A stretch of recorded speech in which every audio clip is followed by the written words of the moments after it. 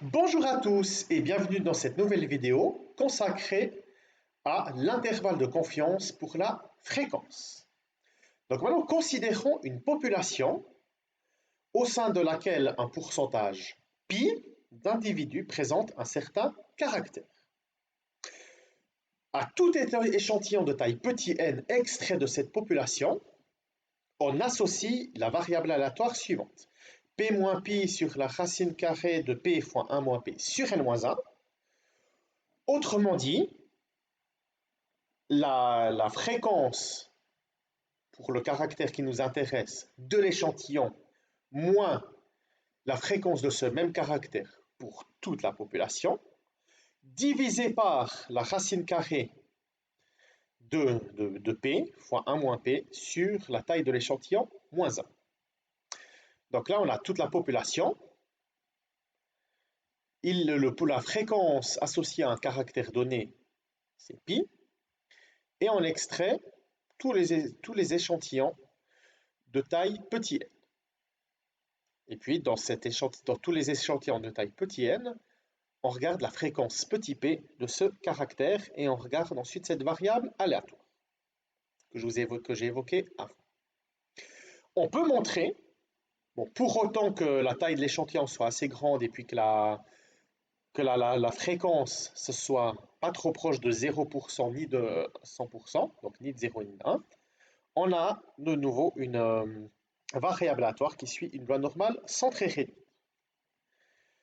Donc, si on veut un intervalle de confiance de niveau alpha, donc 95%, 99%, 50% ou que sais-je, pour la fréquence effective dans la population, à partir de l'observation dans l'échantillon, donc par le même raisonnement qu'avant, on peut montrer que les bornes d'un intervalle de confiance pour la fréquence, c'est P, plus ou moins Z alpha, donc Z alpha c'est ce nombre qui dépend du niveau de confiance qu'on aimerait avoir, fois la racine carrée de P fois 1 moins P sur la racine de N-1.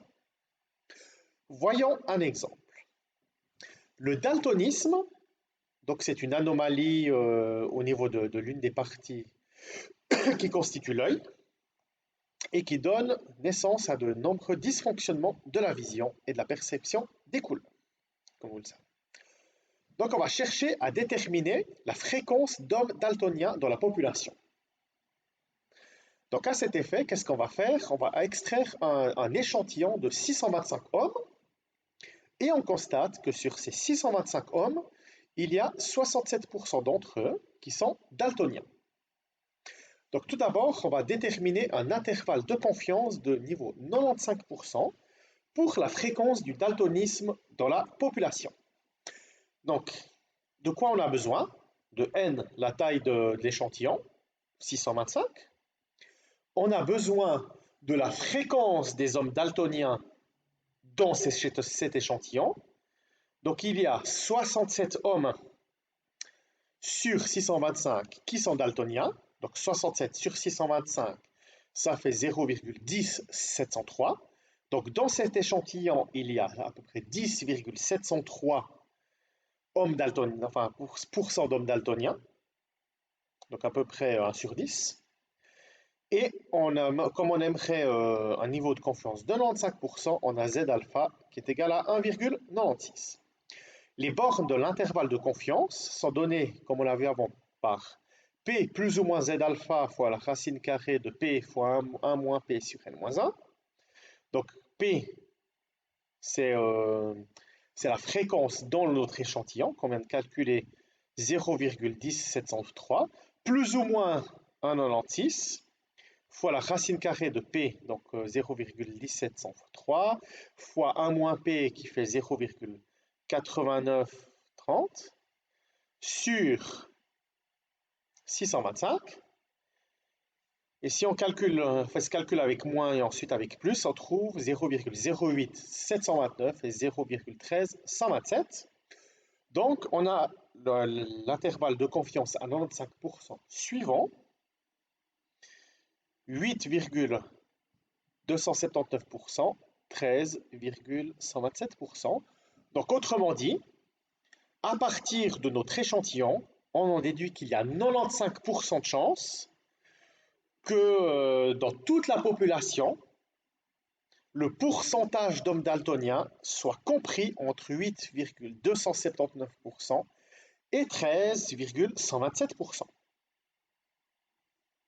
Et donc 5% de chance qu'il y en ait 8 moins de 8,279% ou plus que 13,127%.